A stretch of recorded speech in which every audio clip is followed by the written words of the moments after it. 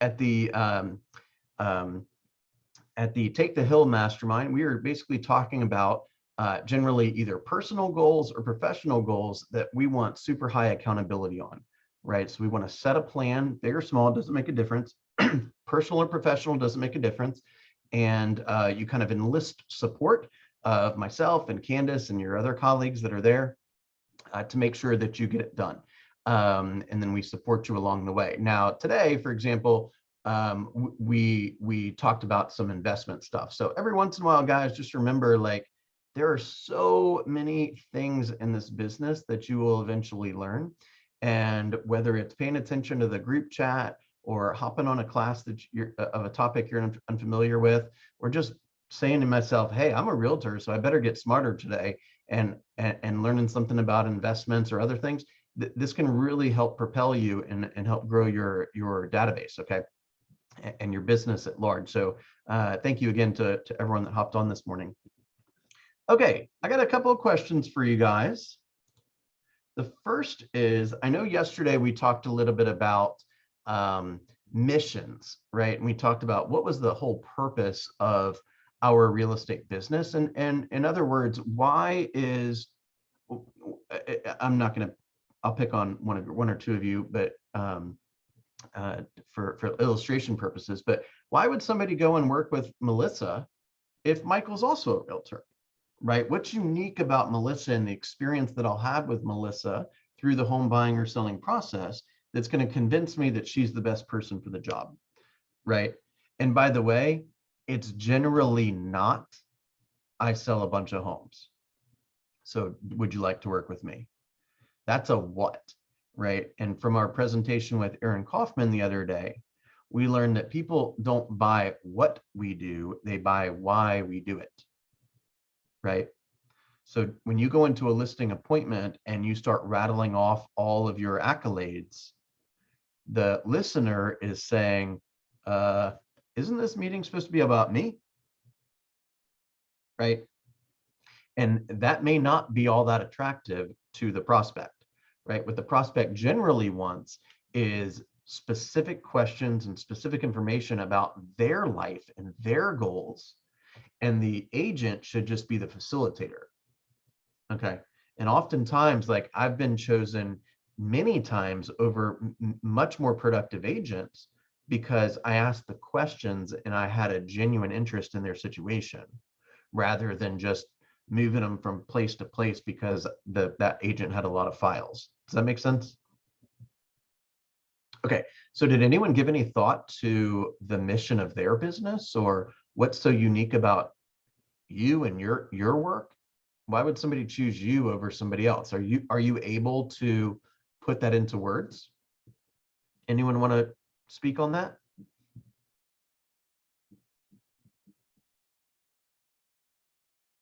No? Ryan, you look like you're deep in thought. I'll share mine just to get the ball rolling. Okay, right. Candace, why don't you go first? Mine is, you don't know this about me yet, but I will treat you and your transaction as if you're my family. I like that. I like that.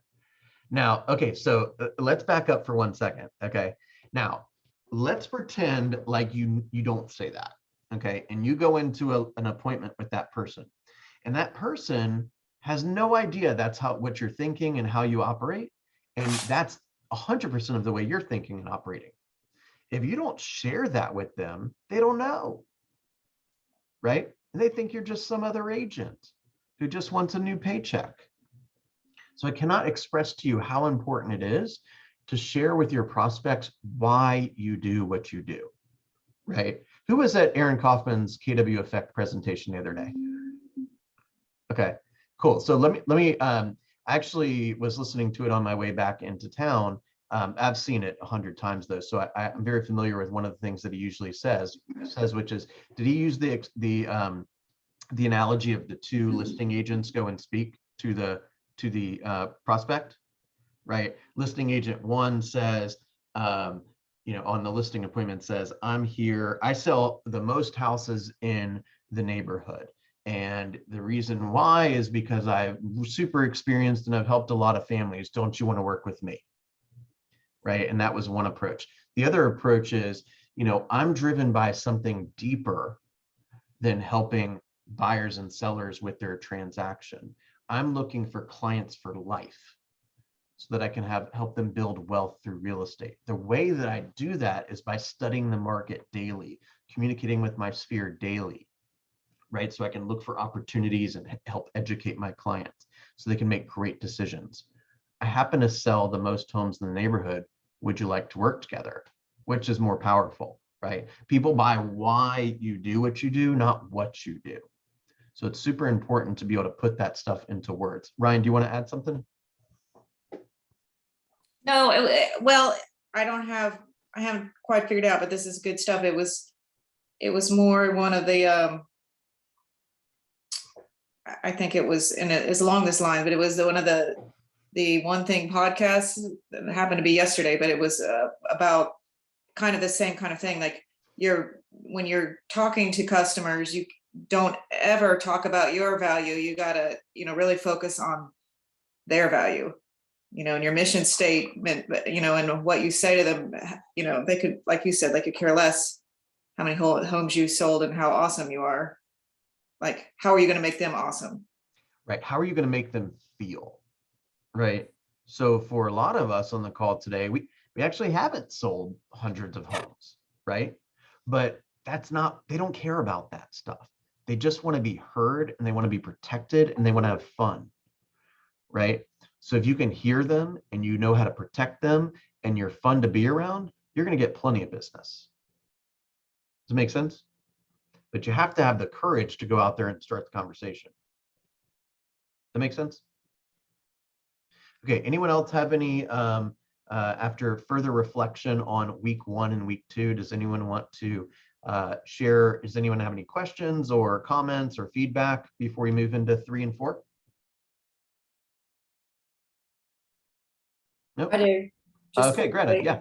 I've been missing in action. Can you just tell me what week 1 and week 2 were? Give me an overview statement. Yeah, absolutely. Okay, so just so everyone knows, the LinkedIn, the YouTube page is completely updated. Everything from last week and Candace and yesterday's session completely updated right now, including yesterday's session. So if you'd like to listen to it in detail. Week 1 is basically tools and orientation. So it's a lot of office stuff, right? Making sure you have your orientation, your tech orientation, getting your social media profiles updated, making sure you're connected with your boards and DocuSign and Command, getting a headshot, getting your signs and lock boxes, tracking your daily activities. That's basically week 1. Week 2 is talking a little bit about the big why, right? Which we've been alluding to, right? What is the purpose of the business, right? What makes us unique? Why would somebody choose to work with us? It also goes into the detail of the metrics that we want to follow or that we're committed to. So that would be things like, how many people do I need to speak to each day? How many appointments do I need to hold each year or each month? What are the financials involved in my plan, right? So we know it's like black and white. If we did this, we were on track. If we did not do this, we are not on track. That type of real simple kind of success metrics, right? Keeping score a little bit. We also talked a little bit about the business plan, the GPS and the 411. And then we talked about the importance of reading The Millionaire Real Estate Agent. And we also talked about maintaining a schedule, right? We know there's a bold law that says if it's not in your schedule, it does not exist, right? So everything that, and I got to tell you, I remember very, very specifically, I did not always have I'm not naturally a schedule keeper. Okay. I have to do this because if I don't do it, I won't do anything. And I know that about myself. And so I'm hyper focused on this stuff. I remember very early in my real estate business and very early in my relationship with my wife, she looked at me, she says, "Where's your calendar?" I said, "I don't really have a calendar. I just kind of jot down some things when I need to." She's like, "What are you talking about? You're like 25 years old and you don't have a calendar? Like, what's wrong with you?" Right? Like, and she snapped me into it to say like, hey, I'm trying to be a professional here. I need to run my life by a calendar. Right. And I'm being vulnerable with you guys to give you the confidence that like, look, we don't expect you to prance in here perfect. Right. We got to help you adopt new strategies and technologies and habits that are going to help you be successful. We're not all starting off as perfect and ready. You see what I'm saying? So everything that became a goal for me needed a slot on my calendar. So if I knew I was my schedule required that I go on one appointment a week, or that my schedule required that I look at 10 properties a week, or my schedule required that I was going to write 10 handwritten notes a week or whatever, I need to have a specific time on my calendar where that was going to happen. Because I knew if it wasn't there, it just about had a 0 chance of getting done. And if it was there, it had about an 80% chance of it getting done. Does that make sense? But then once that happened, sometimes it happened, sometimes it didn't. But one thing I committed to every single day was a little bit of reflection, right? Hey, here's how my day went yesterday. Here's what I did well. Here's what I did not do well. Who do I need to speak to about getting back on track, right? Or who currently appears to be living the lifestyle that I want? Hey, can I take you out for coffee, please? What do you like for lunch? Right? Can I shadow you at an open house? I just want to absorb you. I just want to learn from you. I want to listen to you speak. I want to watch you move. You see what I'm saying?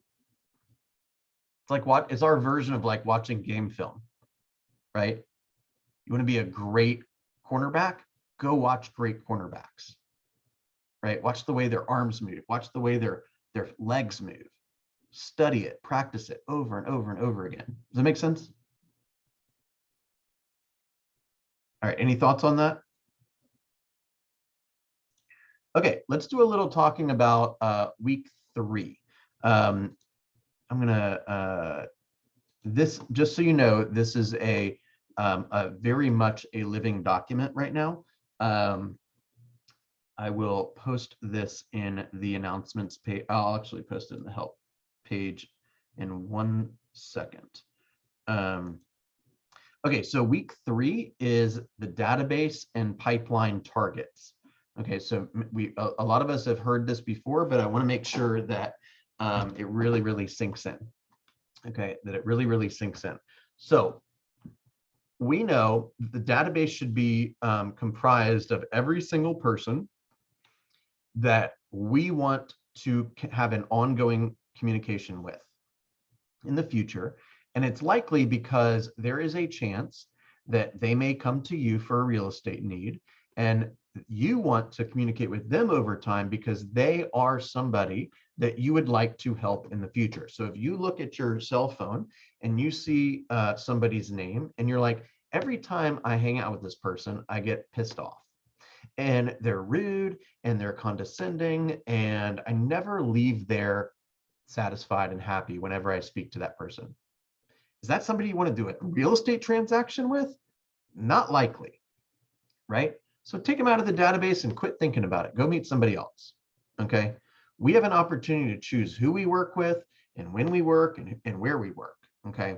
You are not mandated to work with every single person that appears to be an opportunity, okay? So take all the people that you've ever interacted with, right? Social media, LinkedIn, cell phone, neighborhood directory, church directory, friends and family, any of that stuff. Compile them into the database, okay?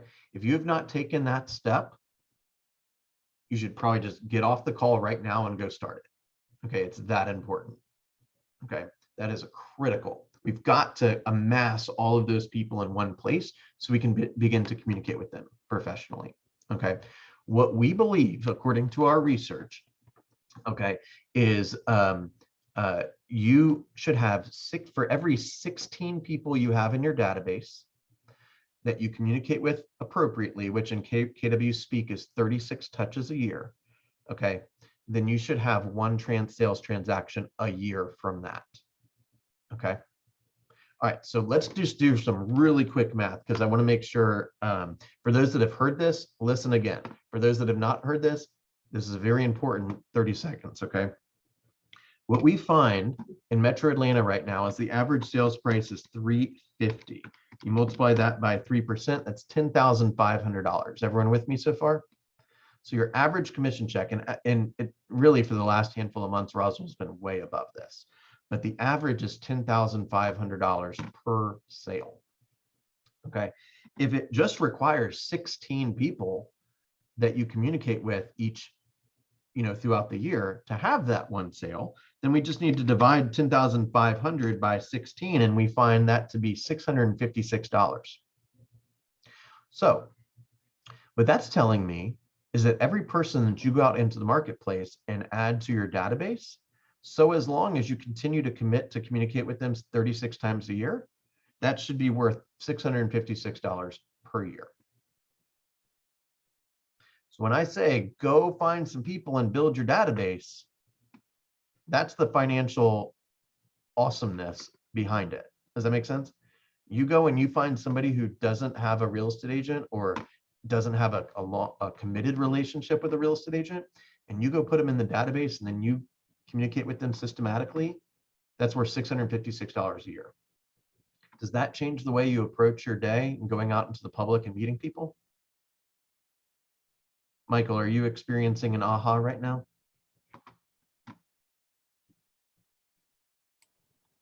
No. Well, I appreciate your honesty. I assume the first time you heard this, it was an Yes, aha, well, right? that's true. Yeah, first 10 times. So Right. now it's just like, yeah, I need to add more people. Well, hey, sometimes it's kind of, you ever heard the kind of the line like no man ever steps in the same river Right. twice. It's like it's either a different man or it's a different river. Yeah. Right. Yeah. It's the same idea. Sometimes we need to hear the same message said slightly differently or said to us at a different time for us to hear it the way we need to hear it, to say, okay, I'm done with this crap. I'm adding 3 people to the database I'll tell every you day, what no matter what. What's resonating in my head today, for the 12th time I've heard this, is the 36 touch deal. That's something I really need to focus on, because I've got a ton of people in my database. I'm just not really touching them as much as I should. I know it. Right. I'll tell you, at the very least, at the absolute very least, and we're going to move on in the database talk, is the DTD2. You should be calling your people at least once a quarter. If you were to not do any mailers, any client events, or any of that kind of thing, you got to get on the phone with people. Okay. Yeah. Now, I didn't say quarterly text. I said quarterly calls. They need to hear your voice. They need to hear the way, how much you care. And quite frankly, you need to hear their voice. Are they stressed? Are they excited? Are they depressed? Are they scared? Right? You got to hear their voice so you know how to serve them. Okay. Bill, Yes.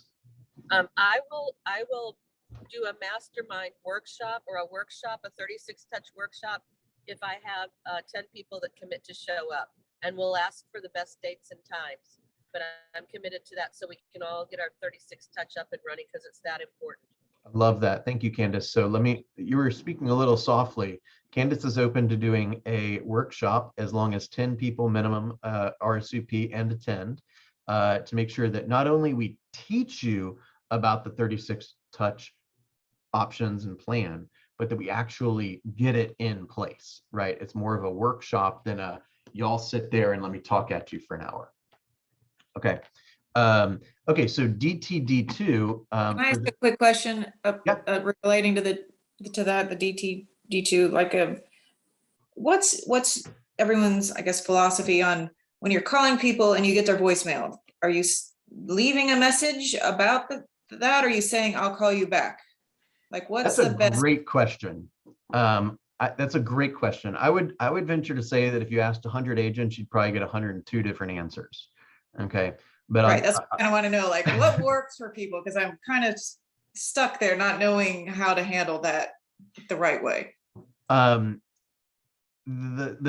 most direct answer is it kind of depends. I hate to answer it that way, but I'll give you a couple different options. There were clients that I would leave messages, long, detailed, beautiful, caring, practiced voicemails, year and month after month and year after year. They never called back. The second I called them and didn't leave a message, they called back immediately. Like, oh, did I miss a call? Like, oh, Joe, you showed up at an open house of mine 17 years ago, and you finally answered the call now that I didn't leave a message, right? So every once in a while that happens. One thing that you could do, which I think is actually probably pretty strategic, is to say something to the effect of, hey, Ryan, this is Bill Linkwald over at Keller Williams. I was thinking about you today. Maybe I passed your neighborhood or something like that. And I just wanted to reach out and say hi and check in on your family. Hey, no need to call me back. I'm sure you're busy, but if you have any questions or if there's anything I can do for you, I'm always around. Feel free to reach out, right? Because what we don't realize sometimes is when we call somebody, they don't pick up, and then we call and we say, hey, call me back, which you've taken an unsolicited call and then given that person a homework, right? A new job. So I'm in the meeting or something like that, and I come out and I get a call from some random person that I knew 3 years ago who's now demanding that I call them back. That's a big ask sometimes, right? So you can almost give them permission to say, hey, no need to call me back. I'm sure you're busy, but I just want to let you know I'm here for you. Let me know if you have any questions. There are a lot of cool opportunities in the real estate market now. Just give me a call if you need anything. And sometimes that is more effective, actually. Candace, did you want to add something? I did. So my practice is that I will let the phone ring 3 times. And if they don't pick up, I don't leave a message, but I'll send them a video text, because that's almost like leaving a message, but it's even better because they get to have a visual with it. And I seem to get better responses with that than leaving messages. You all knew I was going there.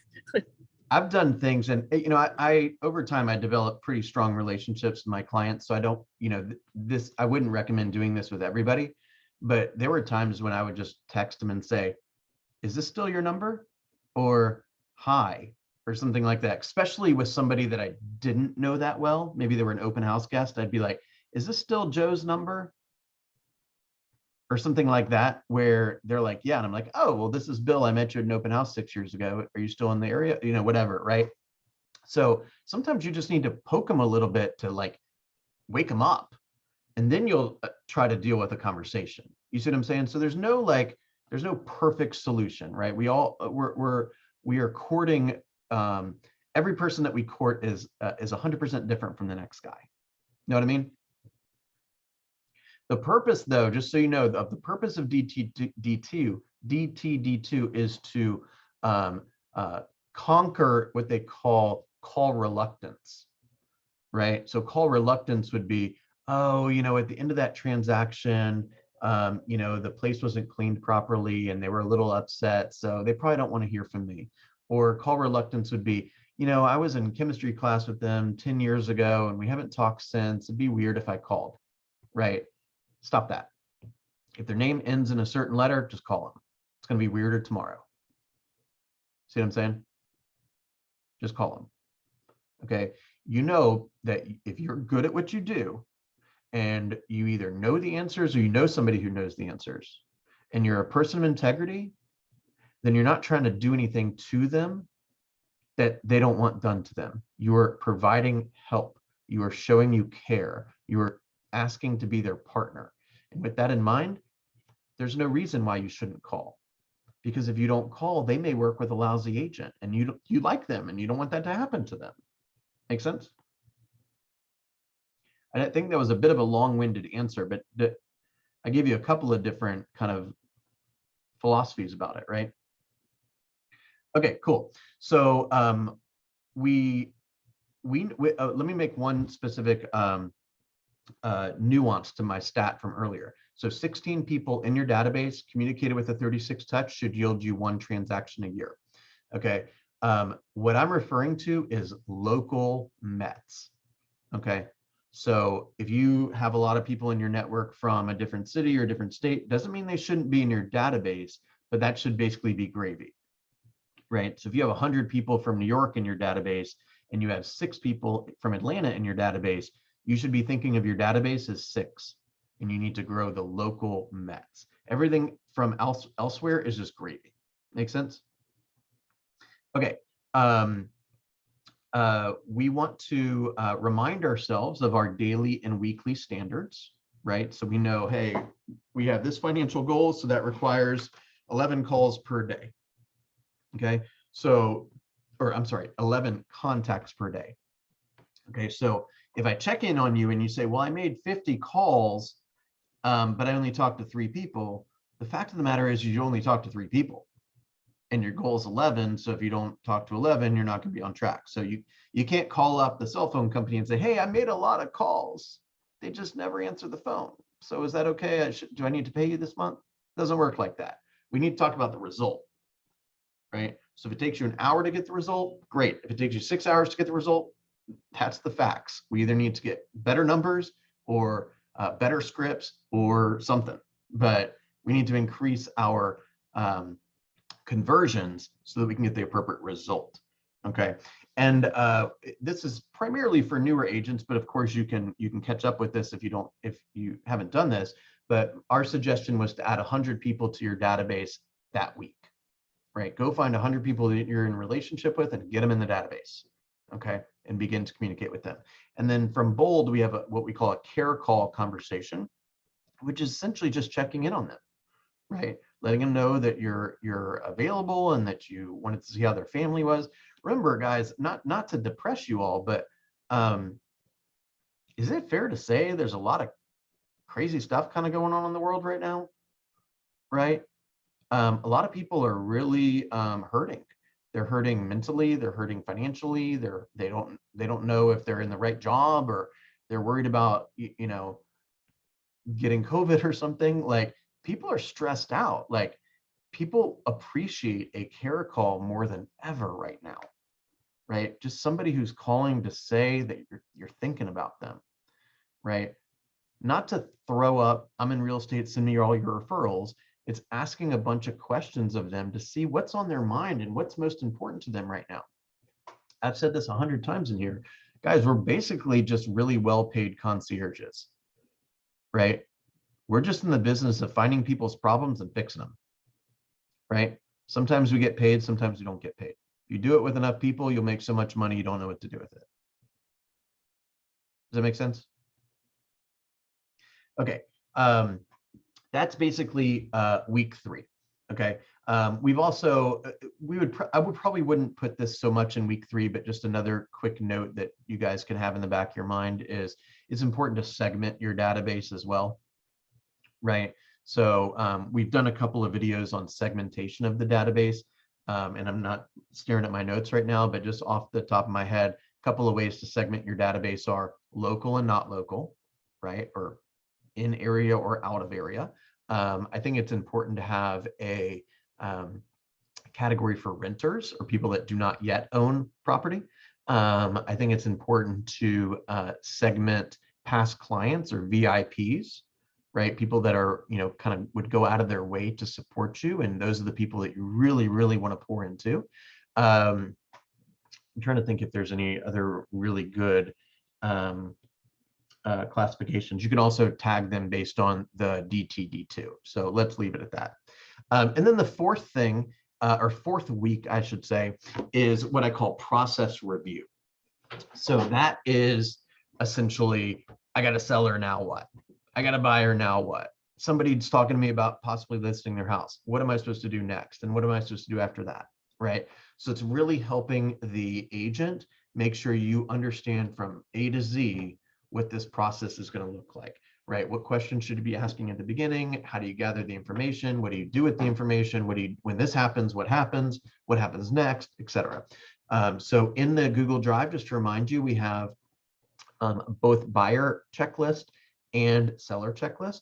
They're mine from a long time ago. There's no, everything that I've got on there, you don't necessarily, I've got things like, send a video congratulating the buyer that they're now under contract. If you don't feel like doing that, don't do it. If you want to do something extra, just add it. There's no hardcore rule on any of this stuff, okay?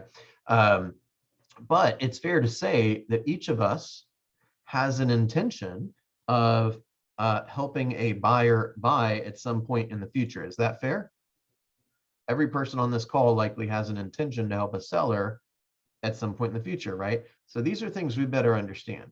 So I would go into the Google Drive if I was you and walked piece by piece, line by line through that checklist and look on the YouTube page for the checklist videos and say, do I philosophically understand how one event leads to the other?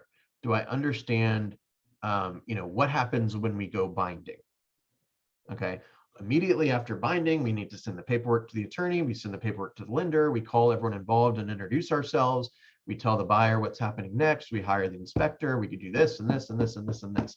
Do we understand that? Are we missing anything? Okay. So we really want the agent to understand how all that stuff works, and even more importantly, how to explain that stuff to the prospect so that they aren't feeling overwhelmed and they know that you got their back, right? So that if at any time in the future the stress level escalates a little bit, then all they have to do is call you and you're going to relieve that stress by letting them know how protected they are. Make sense? Okay. Anyone else want to add to that? Candace, did I leave anything out? No, I think that was thorough. Okay, cool. So let's see. So that's week 3 and 4. So database and pipeline targets. Oh, we didn't talk about the pipeline. Let me talk about that for 2 seconds. So we said 16-1 for database. So let's say you have a goal to close 20 sales, 20 homes in the next 12 months. So how big should your database be?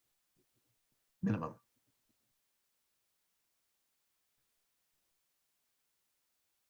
Should be 20 times 16, right? 320 people. So if you have a database of 75 people, I would put my money on you not selling 20 homes. If you're not committed to growing your database, you're probably not going to be a 20 unit person. It's that simple. Okay. The second you hit 320 and you got a 36 touch in place and you're going to show up to work every day, I'd bet anything you're going to sell 20 homes or more. Make sense? Okay, so let's talk about pipeline for a second. Pipeline, remember, is the people that we believe will buy or sell or make an investment in the next 12 months. Okay, now the reason why they should go in your pipeline is, number one, because you have their full contact information, or a good chunk of it, at least their cell phone and email and name. Okay. And then every phone conversation you have with them should be in an effort to get more data or update data, right? So if you don't know where they live, find out where they live. We are in the business of real estate, right? It's pretty important to know where people live. If you don't know what their spouse's name is, or you don't know what their children's names are, or you don't know where they like to vacation, or you don't know what their favorite food is or whatever, start asking some questions so you can understand them better. Make sense? Okay. So pipeline, these are people that you believe will hire you for their real estate goal, or at the very least, you believe they would give you an opportunity to interview for that job. Make sense? Okay, so we believe that if you have 20 unit goal, you need 3 times that in your pipeline at all times. So you should have a pipeline of 60 people at all times. If you have a pipeline of 60 people at all times, I would bet pretty much anything you're going to close 20 units or more. Okay, pretty much anything. That is a damn sure close bet. Okay. Now, remember, this is a living document. So people all throughout the day, when you're talking to people, your people are going to be coming onto the pipeline, right? Because you're going to be meeting people that talk about their goals. You might have people that come off their pipeline because they married a realtor, or their job, they got fired or something like that, or something got delayed, something changes with their time frame. It happens all the time. That's why we don't have 20 in the pipeline. That's why we have 60 in the pipeline, right? So your goal should be every day. I've talked about this idea where, what if you said to yourself, every day my commitment for my business, because my business is the chief engine to getting me what I want out of life, I'm committed to adding 3 people to my database every single day. And one of those people at least will be in the pipeline. I'm going to tell you right now, if you made that commitment to yourself and you did it for a couple weeks in a row, you'd have some pendings for sure. Okay. It's the small steps done over time for a long time that are going to create just phenomenal businesses. It looks like Markia had to hop off, but that woman is on fire. Okay. She had like 2 buyer agreements last week, another 2 this week. She literally was about to take a listing. She got news that she was going to meet for a listing appointment this weekend. She made a call to another agent she knows. That person works with a lot of investors. That person had a buyer for her, and she brought the paperwork over to the seller. And the first thing they signed was the listing agreement, and the next thing they signed was the purchase agreement. That home was literally listed for like 20 seconds. You see what I'm saying? She's doing the work. Okay. Any questions on week 3 or week 4? How did today feel? Did you learn something? I always learn something every time, Bill. You're amazing. I love you. I also love the fact that I can see you. That's why half the time I'm like, Michael or Ryan, are you, I see your mind swirling right now. So if anyone else wants to turn on their camera, I could probably say similar things about you. Any other comments, questions, complaints, feedback, anything you want to share today? No, ready to get it done. All right, Yeah, guys. just a lot of Melissa, go ahead. now that sorry. I'm just with Michael, you know, a lot of stuff to work on and catch up with. Right. Well, remember, guys, don't get discouraged if you don't wake up tomorrow with a 20-unit business with all your systems in place and presentations perfect, right? Just get better today, right? Just work on getting smarter and more well connected today, and do it again tomorrow. Do it again the next day, and you'll see that more and more people they're watching you, right? They're watching to see if you're having fun and you're being successful. So share with the world that you're having fun and you're being successful, and share with the world why that stuff's important to you. Oh my gosh, I was just ready, or I got an opportunity today to make a donation to this particular, let's say, homeless shelter or whatever. I was able to do that because I had the honor of helping Mr. and Mrs. Smith sell their home, right? One of the chief purposes of my business is to support this organization. I'm here for any of you if you have any questions. That's pretty powerful, right? Yeah. That's a little bit different than, basically saying, hey, another sale, I got paid today. I mean, how many other businesses, how many other people that are working post a Facebook message when they get their paycheck every Friday? Right? It's just for some reason that's like normal in real estate. I never really understood that, right? Make it about the customer, right? Or make it about all the people that got impacted because this transaction happened. Not you rolling up in your Land Rover with a sign that says sold. Nobody cares about that. Hey, Bill, I'll say real quick, like ever since I started, it's, obviously that focus is on buyers and sellers and listings and my leads. But I gotta say, after seeing Aaron's presentation, and I've kind of been talking to this girl that works with me for, I'd say, since I got my license about 6 weeks ago, and just how much this has changed my perspective and my outlook on life and what I really want. And she sent me a text last night that she signed up for her real estate class. Nice. And she wants to come to career night in a couple weeks. Excellent. So although I've kind of been focusing on like frustration with other things, like I literally shared how this changed my life with someone, and they made that decision to change their life yesterday as well. And that was cool. Wow. Do you understand the type of impact that could have on that woman and her kids and her loved ones and her generations to come? I mean, she's younger than me. She has no family. She has no kids. She's probably 23 or 24, I think. But she already thanked me for the empowerment that I gave her and like the outlook that I gave her, that she is just so excited about this. Yeah, guys, remember, like, what is it? 80% of people don't like their job. And it's something like 55% of people like actively work against the company's mission because they dislike their job so much, right? Like, sometimes we don't remember how lucky we have it.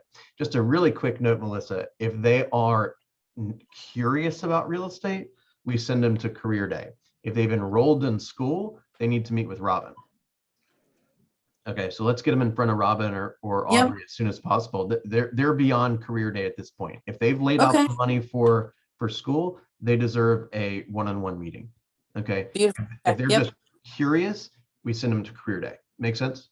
Yeah, absolutely. So do like a little three-way email introduction or text introduction with Robin, and Robin will meet with that person right away. Cool. Okay. And obviously, hopefully this goes without saying, but you know, the leadership, myself included, is obligated to respect all the referrals that come to us. So it's not like Robin's going to interview them and next thing you know, Robin was named sponsor. Please understand that's not how it works. Okay. No, She's no, really- no, thank you, Mel. And I just want to say that's a perfect example of why you do something, not what you do. You inspired somebody because of why you do something. That is so powerful, Melissa. Yeah, I think that's just amazing. I could Yeah, not to be agree honest, more. That's Felt really amazing. good to be able to do that for someone, and I haven't even made $1 doing this yet. So Yeah, sometimes, so like I said earlier, sometimes we get paid for the work we do, and sometimes we don't get paid for the work we do. And that's okay. Because there'll be a time, guys, when you get a paycheck and you're like, is this thing for real? Like, should I run to the bank real fast to deposit this? Because I can't believe I made this much money doing that. You see what I'm saying? Like, I literally had a client one time, I helped him buy a place, and 3 or 4 years later, I helped him sell it, and he made like a little over 100 grand doing it. And that dude ran from the closing table to his car and like skidded out of the parking lot in an effort to deposit that check so fast because he was so shocked that it happened. I love it. Right. I love it. All right, you guys, have a wonderful day. I'm proud of you. I love being in business together, and I will see you soon. Thanks, And Bill. Spell, Thanks, have a good one. Candace. All right.